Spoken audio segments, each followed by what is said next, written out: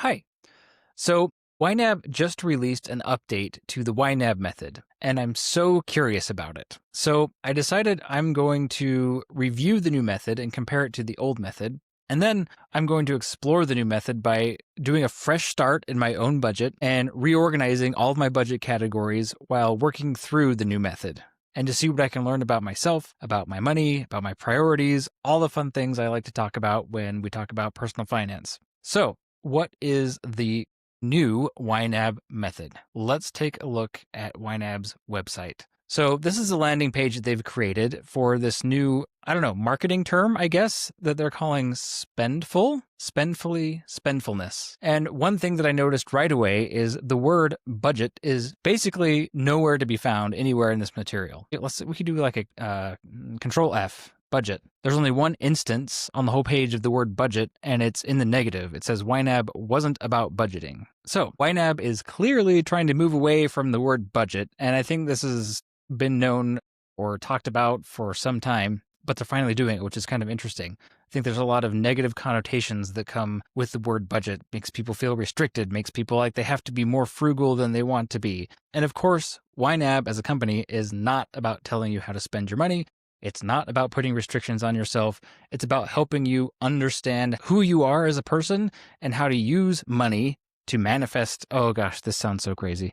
It's about understanding who you are as a person and the kind of life that you want to have, the kind of experiences that you want to be a part of your life, and then using your hard-earned money to make those things happen. So I guess YNAB is not a budgeting app anymore. It's a spending app or a spendfulness app whatever. We're going to work with it. I think the terminology is going to be kind of new, and I'll probably stumble around a lot in this video. So that's the new brand, I guess you could say. What's the new method? So really quick to recap, the old method consisted of 4 what they called rules or habits, and those were to give every dollar a job, to embrace your true expenses, to roll with the punches, and to age your money. Those are kind of some esoteric terms. I think the new method is a lot more straightforward and a lot easier to talk about. The first thing I'm noticing is that they've gone from 4 rules to only 1 rule, and it's just to give every dollar a job. And then to complement that 1 rule, or to help guide people through the thought process of how to give every dollar a job, they're suggesting 5 questions that you can ask yourself. And there is some order to it, it looks like, but they've also designated each question with a special word here. So we've got the reality question, the stability question, the resilience question, the creation question, and the flexibility question. So if you're familiar with YNAB, I think you'll immediately see the tie-in and how these connect or evolved from the 4 rules. But I really like that they've simplified it down to 1 rule. That's going to be a lot easier for people to latch on to, I think. The next thing I want to do is look at my own budget, do a fresh start, and try to work through these questions myself and see how that informs how I might want to structure my budget going forward. This is really not that big of a deal. I change my budget all the time, but let me show you what it's been looking like recently. Okay, so here's what my budget has looked like for the last almost year, I would say, with some minor tweaks along the way. And what we're looking at right now is the budget category groups. And you can see I've organized them by domain, not by frequency, and not following the structure of the 4 rules of YNAB or anything like that. One of the main reasons I decided to do it this way is because of reporting. So it was interesting to me to look back through the months and see how much I was spending owning a dog, or a car, or a home, and of course, monitoring my excessive food budget. Right? So reporting, it's fun. I love it. But I think as I work through the new method, I'm willing to abandon this structure and try something new. Because again, I want to learn more about myself and whether my spending is really in line with what I care about the most. By the way, quick pro tip, you can use the filtered views in YNAB and create your own custom filtered views. If you want to arrange your budget categories a certain way, like I've organized mine by domain, but what's also important to me is needs versus wants and the gradients of priority within those. And so I just created filtered views for, those essential needs, must-haves, nice-to-haves, and kind of like wants. That's just something you can do if you want to look at your budget across multiple dimensions. I think that's kind of fun. But Be that as it may, I don't think YNAB intends for people to structure their budgets anyway, any certain way. They just want people to do what works for them. For the sake of exploring this new methodology, the new YNAB method, I'm actually going to create a category group for each of the 5 questions, and then take all my existing budget categories and drag them into the question, I guess, the category group that I think makes the most sense, and see what I can learn. Okay, so I've added the category groups, one for each of the 5 questions. And as we work through each of these, I'm trying to think what the best way to do this would be. Let me just talk about each of the questions and what they are referring to. According to YNAB's new method, we'll use their definitions and we'll see where that gets us. Okay, so the reality question: how much money do I have right now? And what does that money need to do before I am paid again?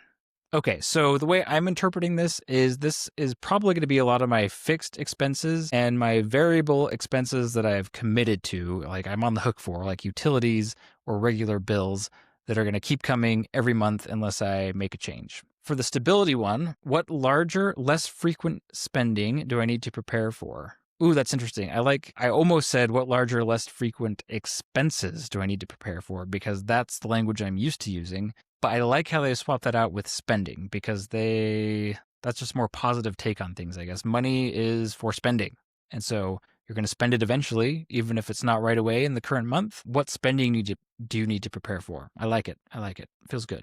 Okay, resilience. What can I set aside for next month's spending? Interesting. I'm not sure what kind of budget categories I would put in there. Maybe I would create one just called next month, or maybe I would just jump into a future month if I have extra money and start funding it. TBD. Let's see how it feels when we get there. Okay, creation. This is something that I think I'm going to like. What goals, large or small, do I want to prioritize? Okay, one of my vices when it comes to creating a budget, which is a dirty word now, I guess. So when it comes to spending my money, planning to spend my money, is I tend to have a lot of things I want to do, and I tend to want to fund them all at once. But because I have a finite supply of money, I have to fund them only a little bit all at once. And so I end up saving in bits and pieces for a lot of things and never like really doing any of the stuff that I want to do. This is just a bad habit that I have, or maybe not even a bad habit. It's just maybe I need to hire a coach to talk through that. Anyway, so I think one of the things for me that's going to come out of this is I'm going to want to do fewer things faster. We'll see how that goes though. Okay, and flexibility finally. What changes do I need to make, if any? So that sounds less like a budget category to me, or a spending category. That's going to be a hard habit to break. And more like the ability to move money between spending categories when I change my mind. So we'll find out. I guess we'll see how it feels. Maybe I'll have a special, like right now I have a budget category called stuff I forgot to budget for. Do I want to keep it? Do I want to handle that some kind of other way? I don't know. Let's find out. Now that we've got an idea of what these questions are, let's dive into my old budget categories and put them where I think I want them to be in this new experiment. So we'll start with food at the top here. Groceries.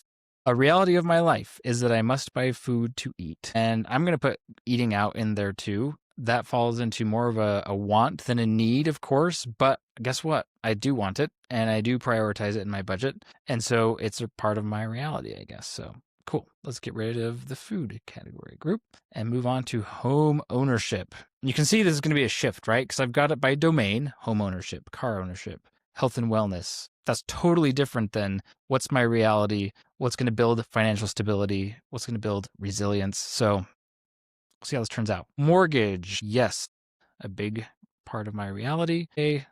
Same. Some tells me a lot of these home ownership and car ownership things are going to go into reality check land here. Consumables. That's interesting. So it is a reality that I need to buy consumable things: laundry detergent, soap, paper towels, toilet paper, and the like. But I don't always buy them. And what was the definition of stability again? Larger, less frequent spending. To me, it's a toss-up between reality and stability. Insurance.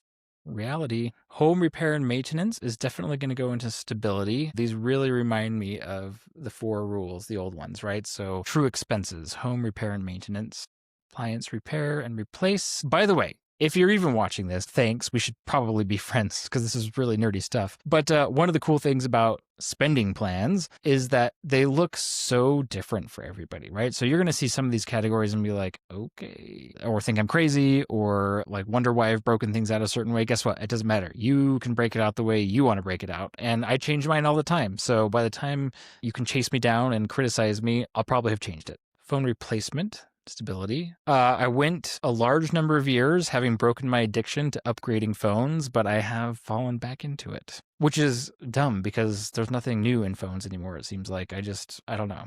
I need to talk to a coach about that too. Okay, cleaning. Ooh, this one is definitely going in creation for me because once upon a time, I did hire some cleaners to come help do some deep cleaning in my house. I loved it. It was amazing, but it was kind of expensive for my priorities at the time. And I haven't done it since, but I fantasize about it sometimes. So that's definitely going to be creation, which is a goal, large or small, that I will want to prioritize some kind of way. And furniture. Do I ever buy furniture actually? No, I just pillage this category when I want to be flexible. So we'll go ahead and put that in stability. No. Creation. Yes. Creation, because I kind of am over saving for furniture that I never buy and, just stealing money from that category for other stuff that I would rather buy. So I think I only want to fund this category if I have like a specific piece of furniture that I want to buy. Like if I ever want to replace my couch, I'll just make it a goal and do it faster and not steal from it, hopefully. Okay. So are we done with home ownership? That category group is done. Awesome. Car ownership, another joyous category group. Fuel, that's reality. Car wash. Ooh, this is a luxury. I pay for a monthly subscription. I can go to the car wash as many times as I want, so I do. I guess that would be creation.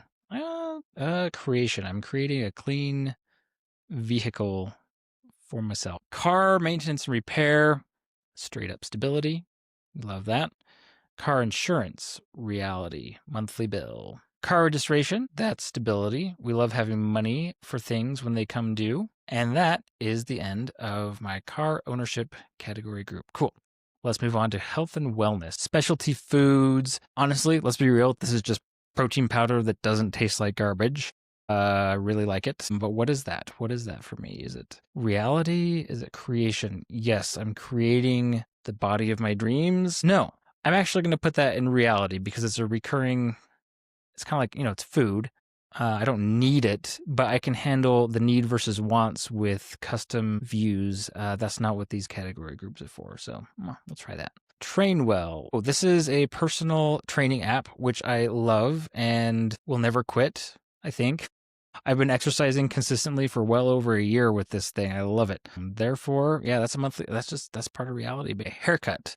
Need those. I am losing my hair. It is very sad, but I'm not quite to the point where I'm just shaving my head by myself. Clothing for me is a stability thing. I do not buy it very often at all, but when I do, it's nice to have some money set aside. And health insurance deductible is also going to be stability. Dog ownership. You're about to see how spoiled my dog is. Actually, though, it's honestly, most of the money in here is paying for daycare so I can spoil myself and get a break from my dog. But anyway, dog food, reality. Dog supplies, stability, because I don't buy those very often, but once in a while it's nice to pick up a new toy or special treat. Daycare, honestly, creation, because I want a life where I can take a break from my beloved dog, whom I love very much, and spend every waking moment with. I need a break sometimes, and it's worth it. Okay, vet is going to be stability. Pet insurance, monthly expense. So that's just a reality. Okay, so something that I'm noticing as I go through this is it definitely seems like the intention here is to not do what I'm doing. Like, it doesn't really make sense necessarily to have category groups that align with these 5 questions. I think the 5 questions are literally just aids for thinking through how you want to plan to spend your money. How do you want to prioritize spending your money? So that brings us to travel. Okay.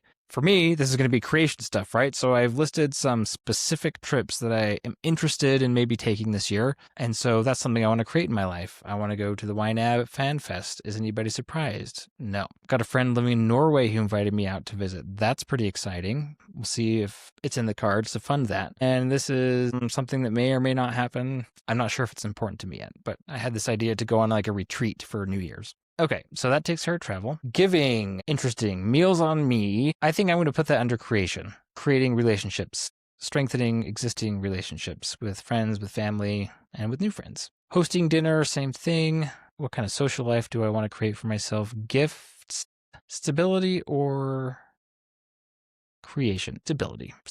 Christmas, same thing. Okay, that's giving. Now, investment. What is this? We got a Roth IRA contribution.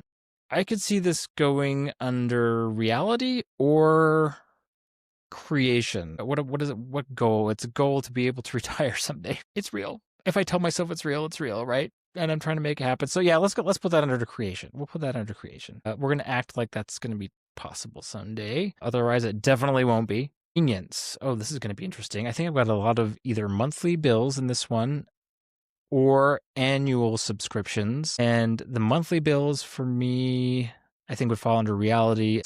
Annual subscriptions for me would be under stability. So I'll just do that really quick. Stuff I forgot to budget for. A very favorite category of mine. I don't tend to put a lot of money in it because it tends to be for small things that I can't be bothered to create a budget category for. But I'm feeling kind of edgy. I want to try not having this category. I think not having it will help me be more purposeful in how I move money between categories when I'm thinking about making a purchase that wasn't planned, which, happens a lot. So we're just going to YOLO this one out.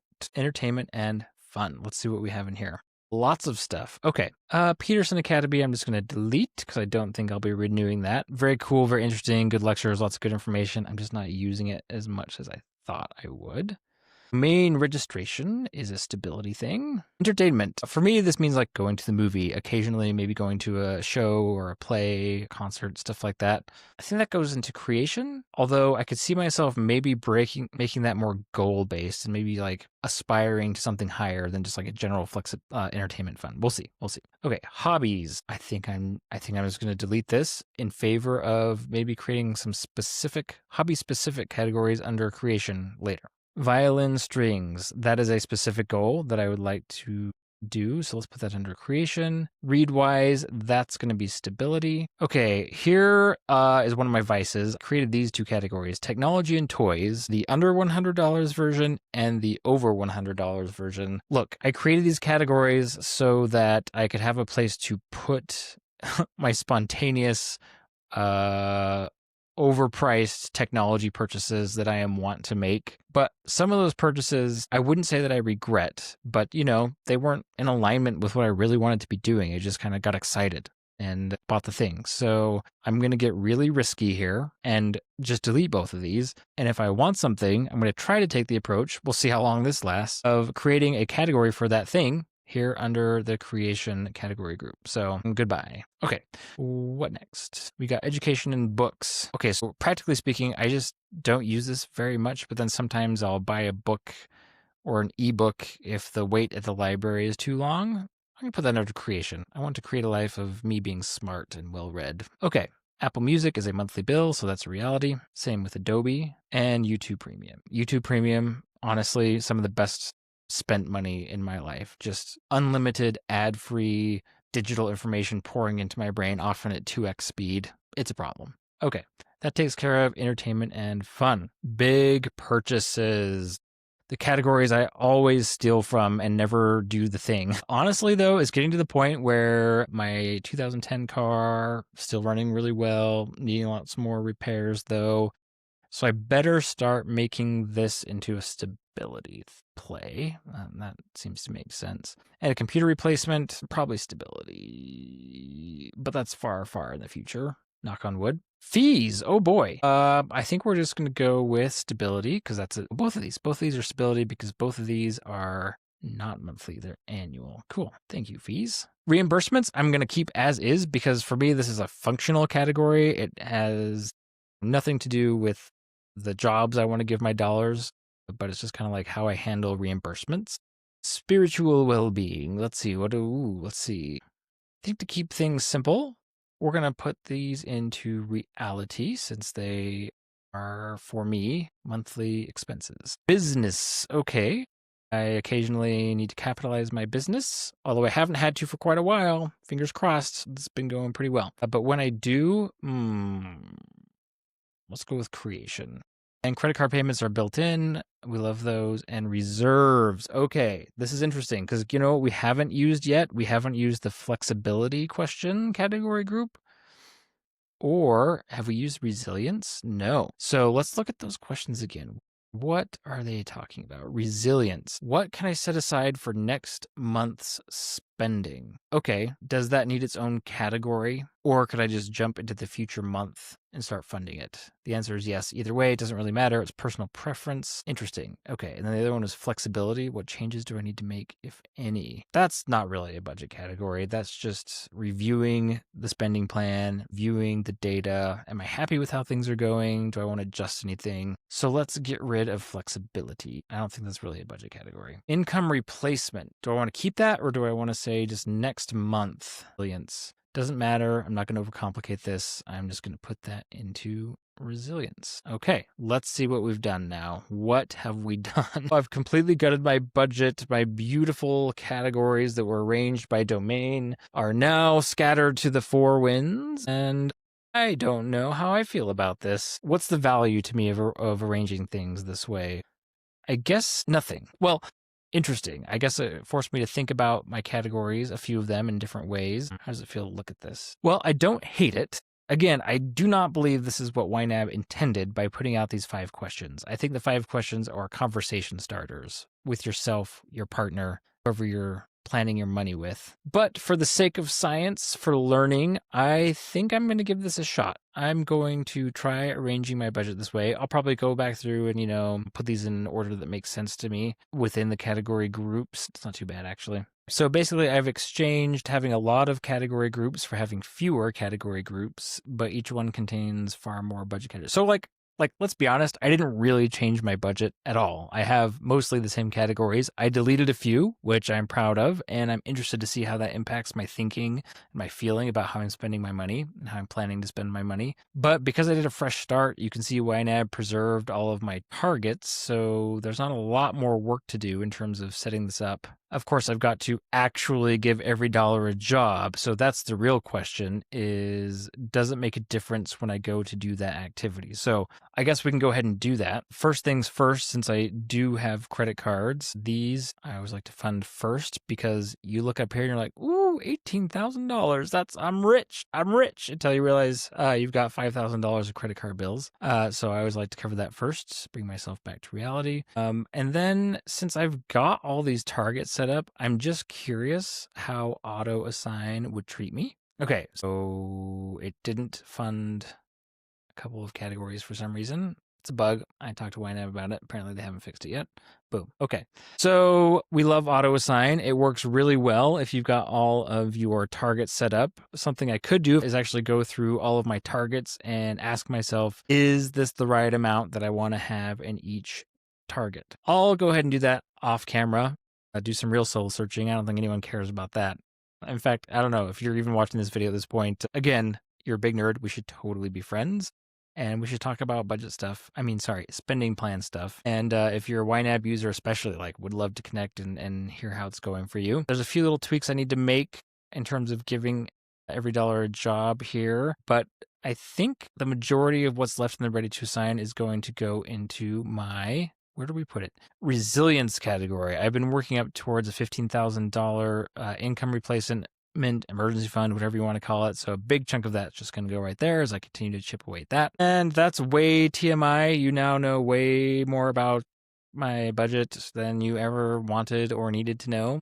And you can judge me and make fun of me as much as you want. Recap, what we did is we took a look at the newly released update to the YNAB method. They've gone from 4 rules to only 1. The 1 rule is to give every dollar a job, and they've provided 5 handy questions for you to ask yourself or your partner as you work through planning how you want to spend your money to kind of guide you in balancing your priorities and finding out your values.